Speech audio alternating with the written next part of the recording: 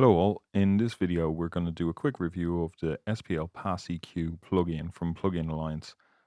So this is a really nice emulation of hardware, and it's based on a passive EQ. So we all have heard of the most popular passive EQs like the Fulltech EQ-P1, the Massive Passive, Abbey Road's RS56. Well, what is a passive EQ?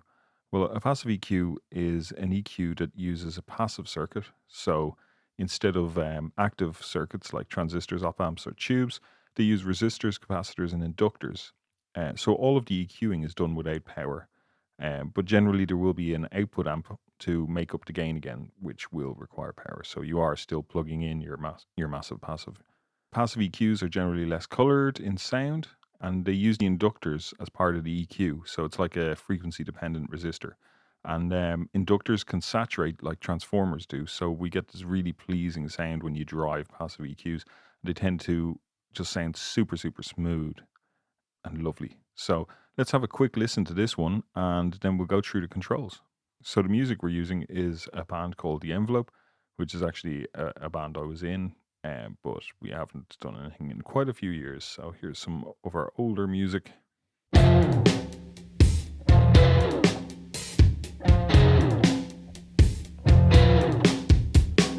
Reeling back the covers to put on all my clothes.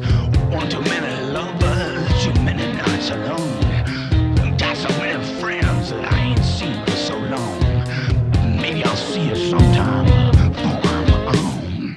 Everybody's waiting for the man to come back on. Hey, you come a long way. Let me show you to the door. Your friends don't think I'm crazy to see me praying to the gods of war. The honey bees are wasted when you want to turn to smile when you let it go.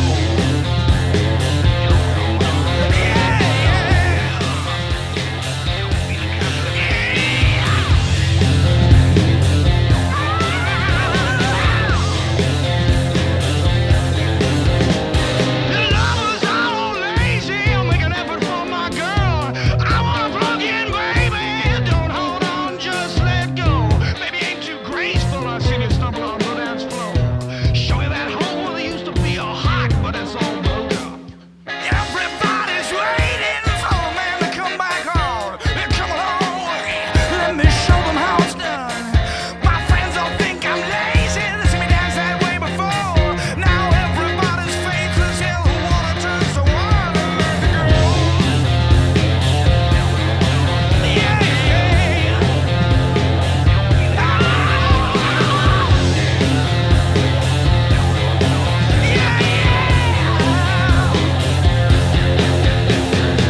I'm Mr. Super Sexy.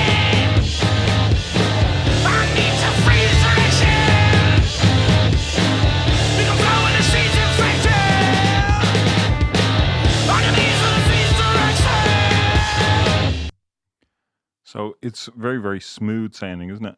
Even when I boost things up a lot, we don't actually hear it as being super aggressive in its sound. And what's really cool about this is what it's actually doing with the curves, and we're going to have a look at that now in a second.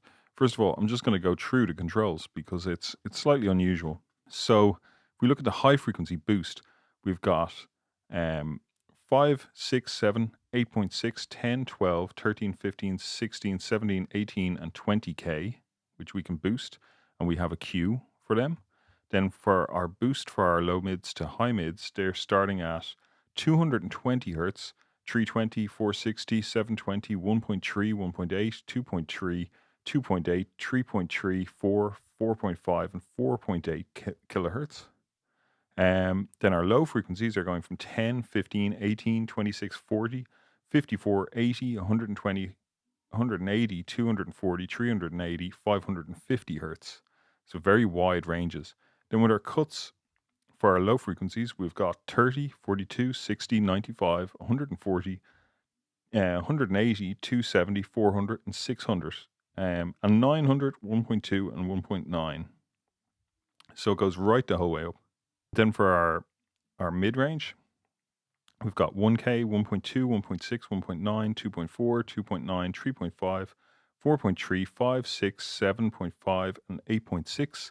And so we can cut all of those. And then for our high frequency cuts, we have 580, 780, 1.2, 1.8, 3.5, 3.9, 5.2, 7.8, 11K, 14, 18, and 19.5 kilohertz. So it's hugely versatile. Now, one thing that really annoys me about this plugin is that I can't really see the frequencies. I wrote those all out so I could name them because I can't read them off the plugin. And I have fairly good eyesight. I do keep my screen behind my speakers, but I use a 55-inch screen as a result. And I can clearly see every single plugin I use except this one. I love the sound of it, but I find it hard to see what frequencies. If they were to do something like when you make a selection, a little bit of a dialog box came up giving you the frequency, same with your boost, giving you the exact numbers, that would be really, really handy. So I do think that the interface could be improved. They do have a single channel version. So if you zoom in, I'll zoom in on it now and we can see more clearly what's going on with the numbers. But it's just one bugbear of a really nice sounding plugin. Okay, so this is the really interesting part. Let's have a look and see what's going on with the curves. Let's have a look at the clone Q. So if we start out with our low frequencies, I'll just go down to 10 hertz and we'll boost, see what's going on. And then as I gradually bring that up, we can see that's a huge low frequency shelf. And we can go right the whole way up to 550 hertz with that. And you can see we're actually EQing up to 8,000 hertz there. Our mid frequency boost, let's just boost it up. And you can see that that's just super versatile, down to 220 hertz, right the whole way up to 4.8. And as we go up in frequency, the Q gets narrower.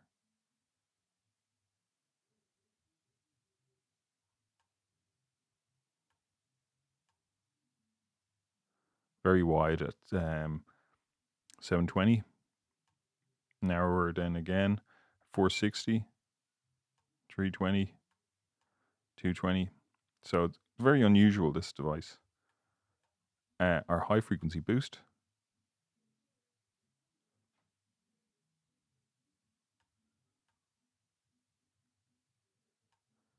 Can be turned into a big shelf.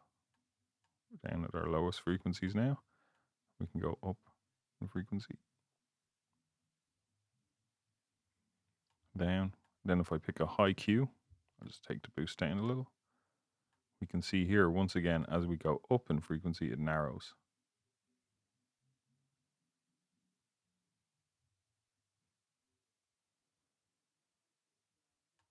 It's unusual, isn't it? And as well as a widen out Q, we get less gain. Now let's have a look at the cuts. So we've got our high frequency shelf.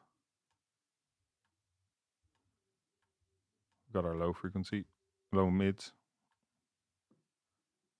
Once again, it widens out as we go down. So when we go to 1K, it's very, very wide. And then our cut on our low end.